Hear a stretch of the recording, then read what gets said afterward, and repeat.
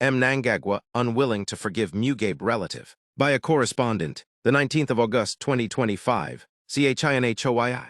Former ZANU-PF Central Committee member and ex-Mines Minister Walter Chidhakwa, a relative of the late President Robert Mugabe, has been readmitted into ZANU-PF after 8 years in the political wilderness. The announcement was made by Mashonaland West Provincial Chairperson Mary M. Liswichikoka during the party's Provincial Coordinating Committee, PCC, meeting held in Chinhoyi on Saturday. Chidhakwa was expelled from the party in 2017, following the military-assisted transition that ended Mugabe's rule. He recently applied for readmission. We have a confirmation from the party's headquarters that CDE Chidhakwa has been readmitted, M. Liswichikoka told the meeting, before inviting objections or secondments. YTSccc Chairperson Langton Mabhanga welcomed the move, saying it aligned with President Emmerson Mnangagwa's repeated calls for unity and reconciliation. Our president speaks of unity and giving second chances. We will be glad to have him back in the party, Mabhanga said, sparking cheers from delegates.